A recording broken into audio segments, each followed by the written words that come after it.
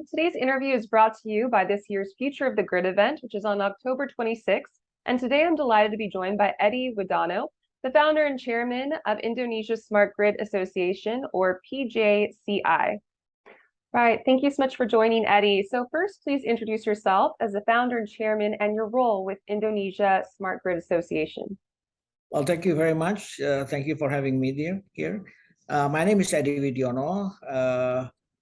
Almost all of my career I spent working for State Electricity Utility of Indonesia, PLN, in which I serve as BOD from 1998 to 2008. And then after that, I joined National Energy Board for about 4 years. And our task at that time was to develop a national energy policy of Indonesia. And then by 2015, I helped create Smart Grid Indonesia initiative. Along with several friends, I'm the founder of Smart Grid Indonesia, and I took the position as a chairman of executive board up to 2020. And then I moved one step to supervisory board, and I chaired the supervisory board until today. Perfect. Thank you so much for that answer. So when founding the Indonesia Smart Grid Association, or PJCI, what was your vision for the future of Indonesia, and what need is PJCI filling? Which you kind of already touched upon, but if you could expand on that, that would be great. Okay. Actually, when we start PJCI, I at the time learned that the program of renewable energy development was kind of delayed. There is 6,000 megawatt of renewable capacity in the pipeline starting from 2010 in so-called the Fast Track Program 2. And by 2015, we learned that less than 2,000 megawatt has just completed, and the rest are slightly facing many problems. So the target of 23% renewable by 2025 seems to be slipping away. And at the time, we suggest that if the government really wanted to chase the delay, then we have to develop intermittent renewable generation, namely solar and wind, which are by far fastest in development, but also provide a challenge to the grid because of their intermittency character. So our view at the time is Indonesia will go through energy transition and chase the renewable energy mix. By 2015, of course, we don't yet hear about net zero emission, but 20% by 2025, 31% by 2030, and then that was the horizon of our view at the time. But if you're asking me a further view, a further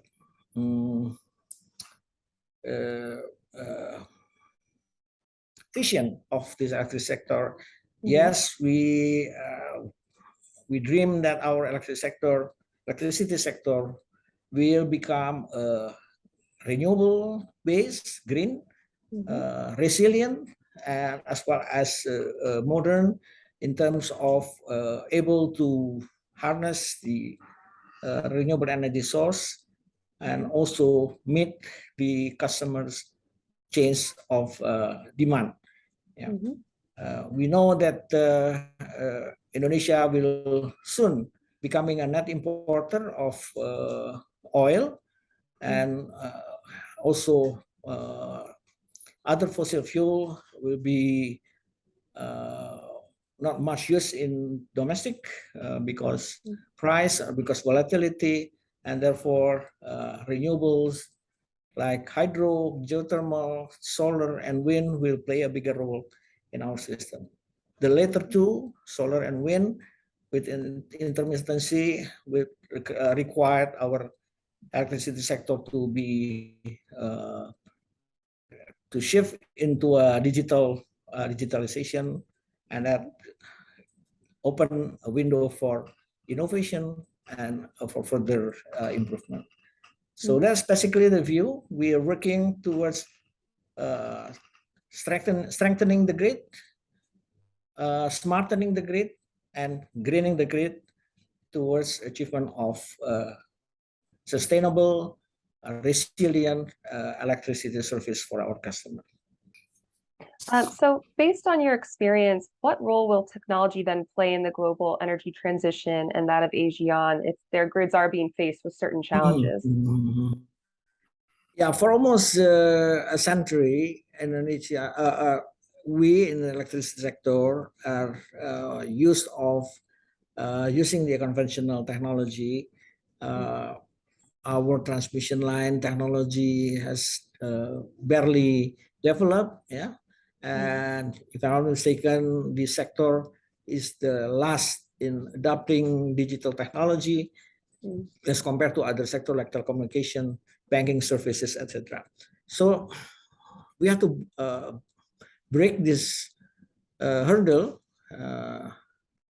and the technology which require our utmost attention is, in my opinion, now is the digital technology, because it gave a lot of strength, a lot of solution to our problems like stability, load flow, etc. We can use a sensor, IoT sensors to direct more flow and control voltage, control the frequency, etc. And secondly, after the digital technology, we need to learn how to transmit the high power. In that sense, HVDC technology will be the one who we dream of be adopted to for implementation of interconnection in ASEAN country. And thirdly, after this HVDC technology, since we are talking about archipelagic interconnection in the future, subsea cable technology, yeah, which currently are only available in China, Japan, or in Europe, we should be able to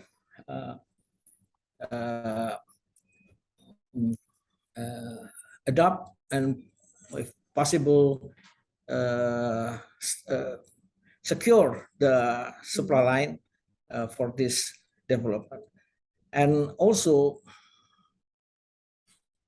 beside this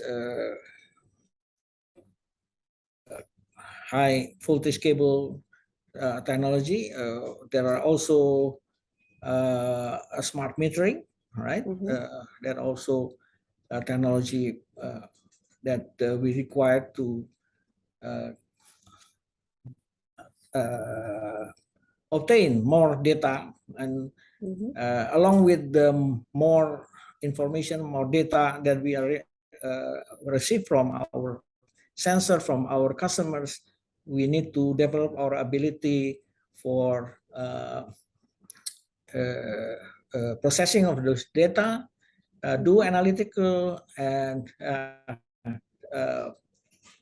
gain more in-depth understanding about behavior of our customers, behavior of our equipment, and this will help us during a certain situation like emergency, natural emergency situation, which we becoming more and more prone to in the future.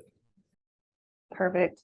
Yeah, I think that's all very important, especially as we see the historic events of weather getting, definitely more and more challenging for utilities. Mhm. So thank you for that answer. And lastly, as a panelist for Future of the Grid, which is actually happening next week, can you share one of the most important takeaways regarding the energy grid that you'd like to share and the Okay. audience know? Well, takeaway of our discussion hopefully will be understanding that we all need uh, the super grid, the interconnection grid, and we need to accelerate this. Yeah, we are going through critical momentum as Asian countries cannot wait for a big player. I'm sorry to mention probably that even the Sun Cable from Australia shows as is a wake up call for us. If we are not quick enough, then we will be left with becoming a customer to other people. And secondly, we know that energy security is currently being prioritized by every countries. But again, spirit of ASEAN calls for a common security rather than each individual country's security, and therefore we have to overcome nationalistic view. We'll try to find a common ground for development of this grid. And then the third takeaway that I need to emphasize is we need to ensure that our various standard that are being implemented in each countries can be harmonized through a common body which work diligently towards harmonizing this regulation. And last but not least, we need to ensure our supply chain for the development of this Asian power grid. I think that's the takeaways that I need to emphasize for this time. Thank you. Perfect. Thank you so much, Eddie. Lots of really great points raised today. And thank you so much for joining us today. Thank you also to Eddie, and please watch Future of the Grid or join us at the event next week. Also, to learn more about the Indonesia Smart Grid Association, or PJCI, please go ahead and check out the website. The same with Inlet Asia. And thank you again. Thank you, Eddie. Have a great day. You too. Thank you, Melissa. Bye-bye. Thank you. Bye-bye.